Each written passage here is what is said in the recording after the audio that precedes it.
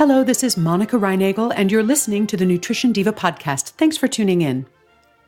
Our show received support this week from ClassPass, the fitness membership that gives you access to over 10,000 gyms and studios around the world. Try any workout, from boot camp to Pilates to yoga and more, all bookable with one easy-to-use app. Just book a class and show up.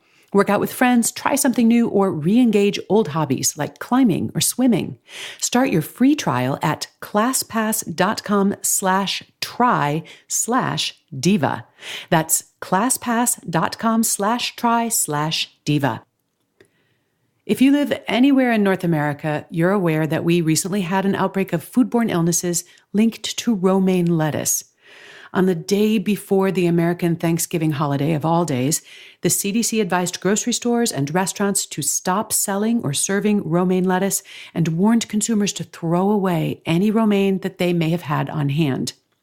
A week later, the CDC announced that they had tracked the problem to lettuce grown in the Central Coast region of California, and that romaine that was harvested elsewhere was safe to eat, providing, of course, that you could tell where your lettuce was harvested. Although it may seem like that would narrow things down quite a bit, the reality is that a huge percentage of the lettuce that we eat in North America is grown in that Central California region. You know, it may seem like these recalls are happening more and more frequently these days, and that might give you the impression that our food system is breaking down somehow. But part of this is just that our systems for detecting and reporting outbreaks have gotten a lot more sophisticated. Growers, packers, and distributors work very hard to prevent this from happening. Not only do they not want to be responsible for anyone getting sick, but these recalls are financially devastating for them. Revenues literally drop to zero overnight, and it can take several weeks for the CDC to sound the all clear. And in that time, millions upon millions of pounds of lettuce will be destroyed. A grower can easily see an entire month's worth of income or more go up in smoke. And it can take years for sales of an affected commodity to rebound from something like this. As a result, enormous resources have been invested, and in many ways, our food system is cleaner and safer than it's ever been. However, food production has also become increasingly centralized, so a local problem can have national consequences, as we see with these outbreaks. The irony of all of this is that we have at our disposal a technology that could prevent these outbreaks. In 2008, following an E. coli outbreak affecting raw spinach, the USDA and FDA approved irradiation as a safe and effective way to kill harmful pathogens on spinach. This process had already been approved by the European Union and the World Health Organization, agencies that tend to be a bit more conservative about these things than our own FDA. 10 years and countless outbreaks later, however, irradiation is still not very widely used. We're going to take a short break to thank our sponsor, and then we're going to talk to food safety and technology expert Dr. Christine Bruhn of the University of California at Davis about why we're not using irradiation to make our food supply safer. Let HelloFresh take the guesswork out of your meals week after week. With 3 plans to choose from, classic, veggie, and family, HelloFresh's meal kits make dinner easy. You don't have to choose between making a last-minute run to gather ingredients or spending money on takeout. Instead, get that time back to do more of what you love. HelloFresh ships pre-measured, responsibly obtained ingredients right to your door for less than $10 per serving. And the recipes are easy to follow, and they take just 30 minutes. You can even choose your delivery date to match your ever-changing schedule and even pause deliveries while you're on vacation. One of my favorites is the Mediterranean baked veggies. It's a totally plant-based meal that's vegan-friendly, and it takes just 30 minutes to prepare. For a total of $60 off, that's $20 off your first 3 boxes. Visit HelloFresh.com/Diva60 and then enter the code Diva60. It's like receiving 6 meals free. Go to HelloFresh.com/Diva60 and enter the code Diva60. And now, here to shed a little light on this situation is Dr. Christine Bruhn. Dr. Bruhn has studied consumer attitudes toward food safety and technology, and she served as the director for the Center for Consumer Research and as an advisor to a number of nutrition and food technology organizations. Welcome to the podcast, Dr. Bruhn. Thank you. Before we talk about why irradiation is not more widely used and whether it should be, can you first just explain to us a little bit about how this is actually done? I think a lot of us are probably picturing a giant X-ray machine or something like that.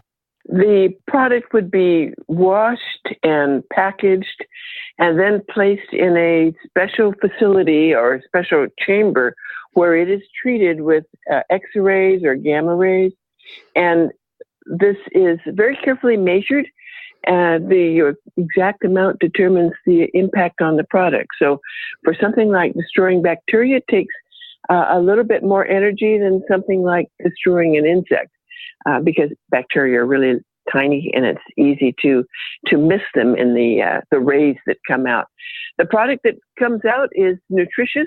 It has no flavor difference. It can be eaten right away, but it must be treated in a special facility where the X-rays are contained and the product is carefully monitored and controlled.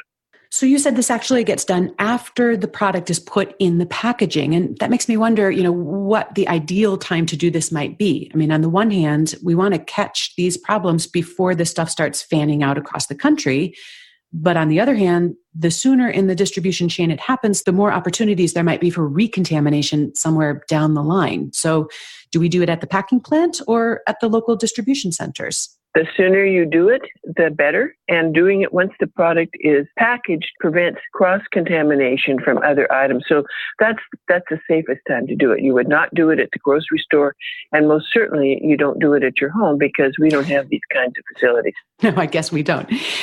So, as you say, this is an effective way of eliminating pathogens. And unlike other methods, such as perhaps pasteurization or chemical treatment, irradiation would have virtually no effect on a food's taste, texture, appearance, or nutritional value and leaves no chemical residue. Is that correct? That is correct. Very minimal effect on all of those. An effect that is so small that it is considered insignificant. And that's why FDA has approved it. But the main reason it's not being used is actually a congressional reason, and not the current Congress, but decades ago. In an ultimate care about safety, the Congress decreed that irradiation, although it is a process like cooking and freezing, that it must be treated as though it was a food additive. So actually that regulation by Congress has tied the hands of the Food and Drug Administration, and it has tied the hands of the food companies so that they cannot use this technology that could have indeed destroyed the E. coli so that people don't get sick. So this is not actually available for use? I thought that it was approved by the FDA and USDA back in 2008. It is approved for iceberg lettuce and it is approved for spinach. Those two only, not for romaine lettuce. Not for a spinach mix that has little pieces of carrots and cabbage in them. Not for many of the applications where it could be used, because each individual food must be approved. And at this stage, it's only iceberg lettuce and it's only spinach. This makes it then really not economically feasible for the industry to build a facility that is pretty pricey and only use on a small segment of their total market. Would it be to the growers' advantages to lobby for better rulings on this or greater access to this technology? I mean, they're obviously suffering, just as much as everyone else from these sorts of recalls. Absolutely. In my view, it most certainly would. There needs to be an additional petition put forth addressing any questions and concerns the FDA may have had previously, and getting these other items, these other food products approved. A more broad base, maybe still better, would be to ask Congress to change this rule so that you can allow a decision to be made on risks and benefits. That FDA is not permitted to do that right now. Identify irradiation as actually what it is. It is a process just like cooking and freezing. And then let the food industry go on ahead with it. I favor having regulation, and I favor informing consumers about what has been happening to their product to make it safer. In my view, irradiation is one of the strong and powerful safety-enhancing technologies, and it's currently not being used because of congressional mandate that may have been reasonable several decades ago, but is not relevant today. Well, let's talk a little bit about consumer perception of this technology. I think there was, back in 2008, when they approved it just for those two narrow crops that you mentioned, iceberg lettuce and spinach, there was a lot of concern. I think some of that may have been based on misunderstandings of what this technology is about. People were afraid that the food might somehow be radioactive. Indeed. People who are opposed to this technology, who want to have products treated or not treated at all, they will suggest that the food may be radioactive or somehow develop some new and unusual characteristic that would be harmful. There has been decades of work illustrating that that is not true at all. And consumers still, however, are concerned because they don't hear about it. They don't talk about it. And they are not aware of what the treatment is and how carefully it has been monitored.